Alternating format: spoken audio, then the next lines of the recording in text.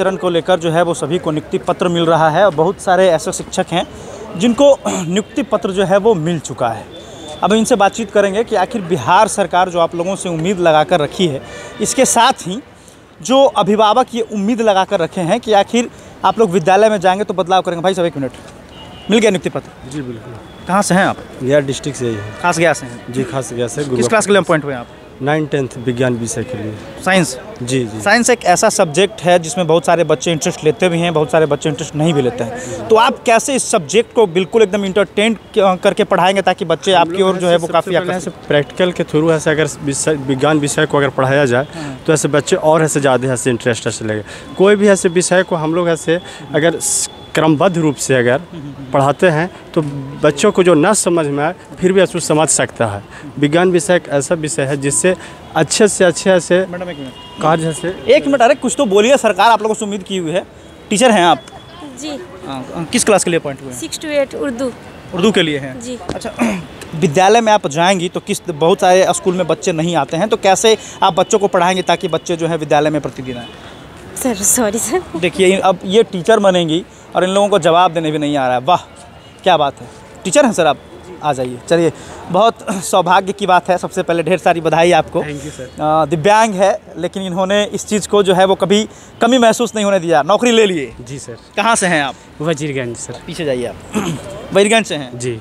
कैसा महसूस कर रहे हैं आप? बहुत बढ़िया बॉडी सर। का दिखाइए, पीछे जाइए। बहुत बढ़िया सर। अच्छा, किस क्लास के लिए अपॉइंट हुए हैं आप? 9-10 के लिए सर। कितना खुश हैं? बिहार सरकार को क्या कहना चाहेंगे? बहुत बहुत धन्यवाद सर। हाँ, बहुत धन्यवाद सर। अच्छा, किस सब्जेक्ट के लिए अपॉइंट हुए हैं? संस्कृत सर।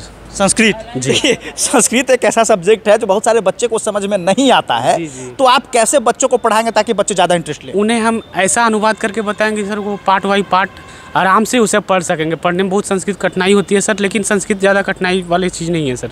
थोड़ा सा अगर बच्चे ध्यान देंगे और उनको थोड़ा सा अच्छे से समझाया जाएगा सर तो बहुत बढ़िया कर सकेंगे संस्कृत में सर। अच्छा, बच्चे के लिए माथा पच्ची वाला ये सब्जेक्ट है। एकदम से बच्चे कहते हैं कि नहीं समझ में आता है। जी, ये बात तो पूरा तोड़ के पढ़ाएंगे क्या आप? जी, एकदम अनुवाद कराएंगे। जैसे सर एक मीनिंग टू मीनिंग होता है, उसे एकदम मीनिंग टू मीनिंग बता दिया जाएगा। एकदम स्वेच्छा से उसमें नंबर बढ़िया प्राप्त करेंगे। संस्कृत का वैसा कोई मुहावरा ये सब है जो काफ़ी प्रचलित है आपके नज़र में?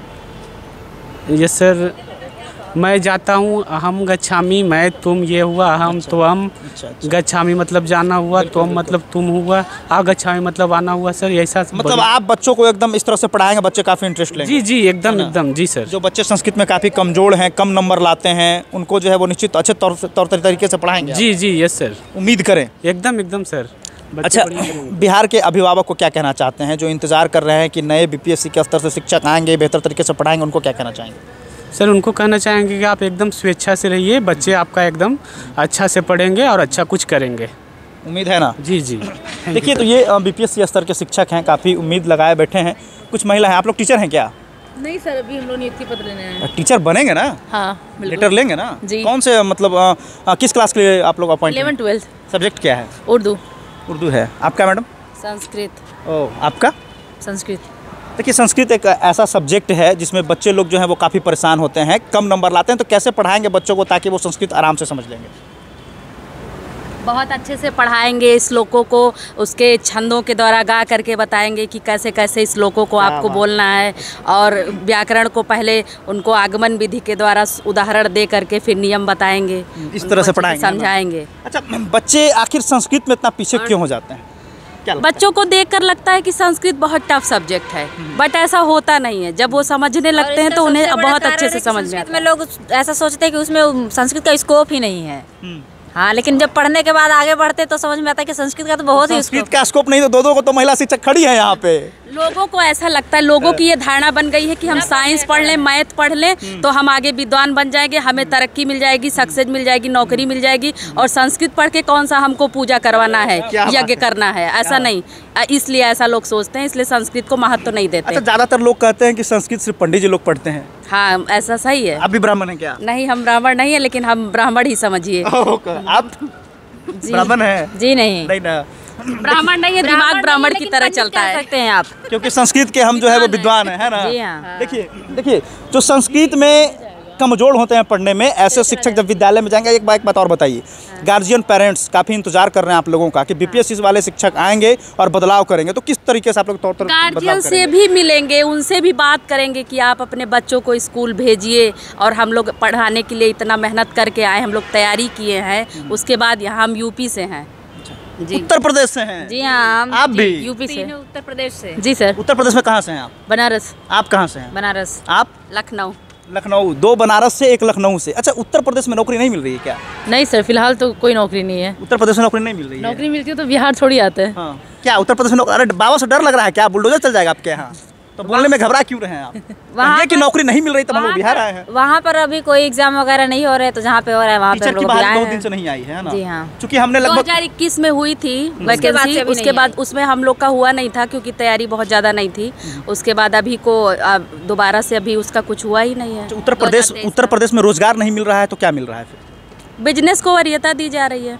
एक बड़ा सवाल हमारा है, आज के ज़माने में बच्चे जो हैं वो सरकारी नौकरी के पीछे भागते हैं, लेकिन बिजनेस भी एक बड़ा उपलब्धि है जो बढ़िया तरीके से करते हैं, बहुत बड़े आयाम तक पहुंच पाते हैं। तो क्या सेशन देना चाहेंगे आज के बच्चों को, नौकरी या बिजनेस? हम तो यही कहेंगे, नौकरी के लिए 10 साल बर्बाद करने से अच्छा है कि आप बिजनेस पकड़िए और बहुत कम उम्र से ही अच्छा स्कोर पाइए, पैसा कमाइए ढेर। क्या बात है, बहुत बहुत धन्यवाद आपका, अच्छा लगा आपसे बात करके। देखिए, ये उत्तर प्रदेश की 3 महिला शिक्षक हैं। आ जाइए, नियुक्ति पत्र मिल गया आपको? जी ठीक है। कहाँ से आई हैं आप?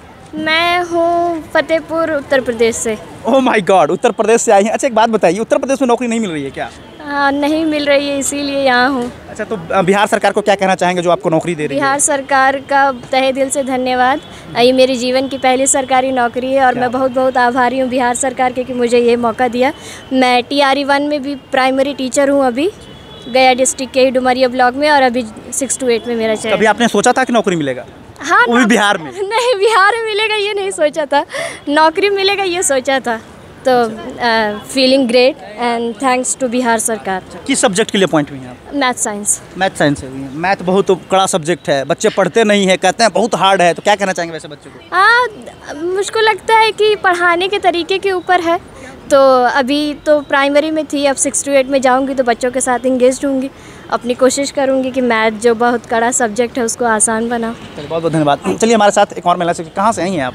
सर, मैं एक्चुअली यहाँ औरंगाबाद से हूँ और मेरा नाम निकिता कुमारी। मैं BPSC TRE 2 के लिए नियुक्त अध्यापिका के रूप में चुनी गई हूँ, और वो भी +2 टीचर केमिस्ट्री के लिए चुनी गई हूँ। और मैं सबका बहुत ज़्यादा धन्यवाद करती हूँ, माननीय मुख्यमंत्री जी नीतीश कुमार एंड बाकी के जितने भी लोग हैं। It's a great pleasure to me, thank you so much. 1 minute, what is the difference between private and government school? Private sector में पैसे हैं, बट प्राइवेट सेक्टर में पैसे हैं बट बहुत ज़्यादा वर्कलोड हो जाता है। और यहाँ पे है कि सिस्टमेटिक वे में एक टाइम बाउंडेशन बहुत बढ़िया है। अभी जैसे स्कूलों का आर कर दिया गया है 8 आवर 30 मिनट्स के अप्रॉक्स, बट उतना ज़्यादा प्रेशर नहीं है। हमें हर चीज़ों को बहुत डिटेल में पढ़ाना और एक दिन बहुत ज़्यादा बच्चों पे बर्डन नहीं डालना है, बस। Thank you. क्या नाम हो आपका? हेलो, मेरा नाम प्रीति कुमारी है और मैं BPSC TRE 2 में एज ए म्यूज़िक टीचर के रूप में चयनित हुई। Music teacher? हाँ जी, म्यूज़िक। अच्छा, एक म्यूज़िक की आपने बात किया, तो आप सरकारी स्कूल में आप जाएंगी, बच्चों को म्यूज़िक सिखाएंगी, लेकिन गांव के ऐसे बहुत सारे बच्चे जो हैं वो शर्माते हैं, पूरे मतलब क्लास में जो है वो आप अगर खड़ा कर देंगे कोई गाना गाकर सुनाइए तो नहीं गा पाते हैं। तो किस तरह से एज ए म्यूज़िक टीचर आप बच्चों को जो कन्विंस करेंगी और इस क्षेत्र में आगे बढ़ाएंगी आप? जी बिल्कुल, बच्चों को हम लोगों का काम ही है, जैसे संगीत तो ऐसी चीज़ ही है जो कि सबको मतलब प्रोत्साहित करती है और कॉन्फिडेंस पैदा करती है। मतलब एक बच्चा अगर कोई गा रहा है तो देखकर दूसरे बच्चों का भी मन करता है कि नहीं, मुझे भी गाना चाहिए इनकी तरह। और हम लोग एज ए मतलब मोटिवेशनल सॉन्ग्स को सिलेक्ट करते हैं, उसके थ्रू बच्चों को है ना प्रोत्साहित करते हैं कि आपको संगीत जीवन में लाना चाहिए और संगीत की क्या विशेषताएं हैं, है ना, संगीत का जीवन में क्या महत्व मतलब इम्पोर्टेंस रखता है। कहाँ की रहने वाली हैं आप? जी, मैं गया से हूँ। गया से जी। म्यूजिक टीचर हैं, कोई ऐसा कुछ संगीत आप गुनगुना सकते हैं? सर अभी तो कुछ अगर हमारे दर्शक बहुत उम्मीद कर रहे हैं इसके साथ ही अचानक से मतलब आ गई ना अभी कैमरे के सामने, तो मतलब मैंने मतलब एक्सपेक्ट नहीं किया था कि कोई गाना ध्यान में नहीं है, कोई म्यूजिक मतलब कोई ऐसा कुछ ध्यान में नहीं है अभी। छोटा सा कुछ भी, इसीलिए हमने इनको ये कहा, चूंकि अब बच्चे जब जानेंगे कि हमारे सरकारी विद्यालय में ऐसे ऐसे टीचर आ रही हैं, तो जो विद्यालय नहीं जा रहे वो दौड़ कर आएंगे और वो लोग ऐसे ही कैमरे के माध्यम से देखेंगी। मैं आपको 1 मिनट का समय दे रहा हूँ, आप एक शब्द गुनगुनाए, लेकिन अगर शब्द ही सिर्फ रविंद्रनाथ टैगोर जी की लिखी हुई 2 बिल्कुल बिल्कुल बिल्कुल। যদি তোরে ডাক শুনে কেউ না আসে তবে একলা চলো রে, যদি তোরে ডাক শুনে কেউ না আসে তবে একলা চলো রে, তবে একলা চলো একলা চলো একলা চলো একলা চলো একলা চলো রে, যদি তোরে ডাক শুনে কেউ না আসে তবে একলা চলো রে।